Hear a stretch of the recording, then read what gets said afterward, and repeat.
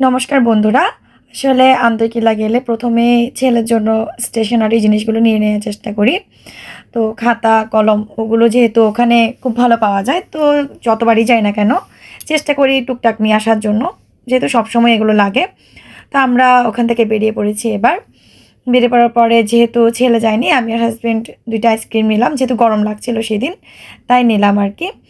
তো আপনারা এই জায়গাটা চেনেন না এমন কেউ নেই চট্টগ্রামের। ওটা হচ্ছে টেরিবাজার বক্সিবিটের মুখে, মানে হাজারিগুলির মুখটার মধ্যে আর কি। তো আমরা ফার্স্টে যাব চিটাং শাড়ি হাউসে। এই তো দেখলেন সামনে খাজানাতে, ওটার অপোজিটে চিটাং শাড়ি হাউস। এই তো ঢুকে গেছি। আসলে আগে থেকে না করলে পুজোর কেনাকাটা গুছিয়ে করা যায় না। সেই হিসেবে একটু আগাম করা আর কি। টুকটাক যা লাগে সব কিছু এখন নেবো না, টুকটাক করে আস্তে আস্তে নেবো। তো কী কী শপিং করেছি আসলে এগুলো দেখালে তো আর পুজোর মজাটা থাকে না, সেজন্য আমি দেখাবো না। তো ঘুরে ঘুরে দোকানটাতে দেখাতে পারি।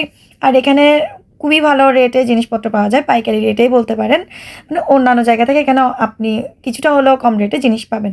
শাড়ি, বিশেষ করে শাড়ি খুবই ভালো পাওয়া যায় এখানে। আর রেগুলার ওয়ারের জিনিসগুলো যেমন থ্রি পিস, ওগুলো খুব ভালো পাওয়া যায়। তো আমাদের কেনাকাটা শেষ করে হাতে নিয়ে ব্যাকপ্যাক চলে আসছিলাম। আর যেহেতু টেরিবাজার গেছি, তো খেতে হবে ধানিয়াতে। ধানিয়াতে আমরা সবসময় কিছু না কিছু খাই। তো যেহেতু রাত হয়ে গেছে, তো সেই হিসাবে আর একেবারে ডিনারই করে নিয়েছিলাম। আর আমি চিকেন বিরিয়ানি, এটা আসলে বিরিয়ানি না, চিকেন আর পোলাও দেয় রোস্টার, কিন্তু বিরিয়ানি বলে চালিয়ে দেয় আর কি।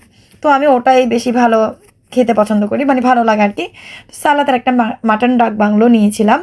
সব মিলিয়ে খাওয়া দাওয়া শেষ করে আমার ছেলের জন্য আবার একটা পার্সেলও নিয়ে এসেছিলাম, কারণ ও যেহেতু যায়নি, ওকে ফেলে আমরা খাচ্ছি, তো এটা আসলে ভালো লাগে না।